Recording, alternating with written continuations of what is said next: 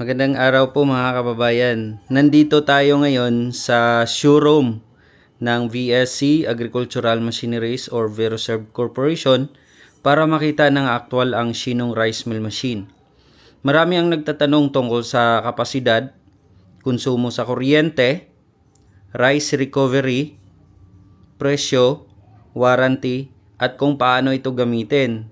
Kaya isa-isahin natin ang mga katanungan ninyo. Kasama natin dito isang kaibigan natin. Ano ba ang mga function ng Shinong Rice Mill Machine?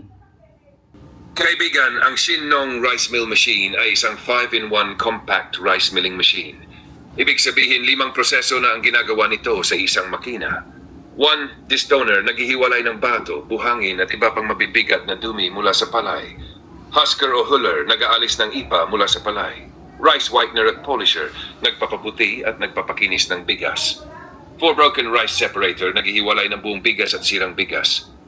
5. Elevator, automatikong nag-aangat at naglilipat ng palay sa bawat proseso ng makina.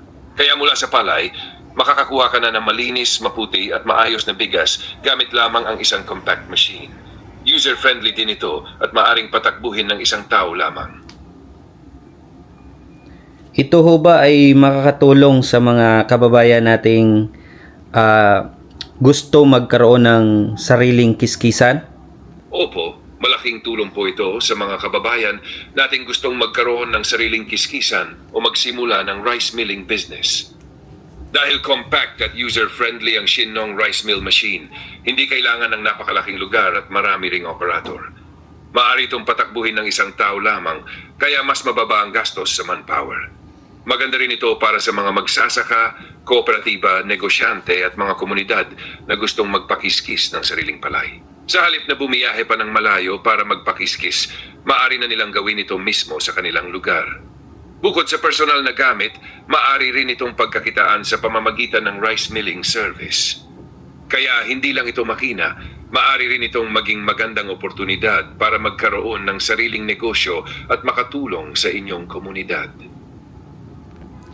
Pwede na ba ito pang negosyo sa pangmaliitan lang na barangay or pang sariling gamit lang?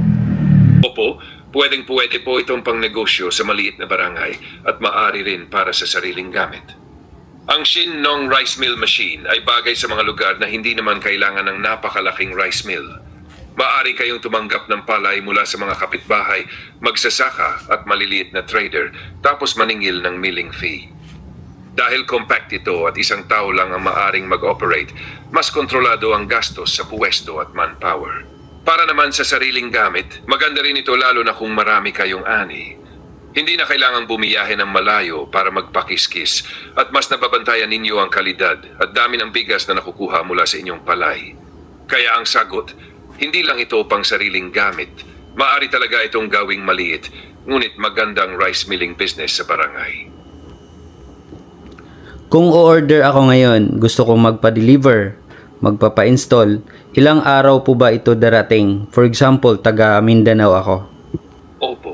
Kapag taga Mindanao po kayo, ang delivery schedule ay depende sa inyong eksaktong lugar, availability ng unit, biyahe ng cargo vessel, at schedule ng aming installation team. Kapag kumpleto na ang inyong order requirements at confirmed na ang payment arrangement, i-coordinate agad namin ang shipment. Bibigyan din namin kayo ng malinaw na delivery schedule bago ipadala ang makina. Pagdating ng unit sa inyong lugar, pupunta ang aming technical team para sa installation, testing at actual training kung paano gamitin at alagaan ang makina. Para makapagbigay kami ng mas eksaktong bilang ng araw, kailangan lamang naming malaman ang inyong buong delivery address, probinsya, lungsod o munisipalidad at barangay. Pero huwag po kayong mag-alala dahil nagde-deliver at nag-install kami sa Luzon, Visayas at Mindanao. Maraming salamat, kaibigan. Walang anuman, kaibigan. Maganda ang flow ng vlog natin, natural, malinaw at informative.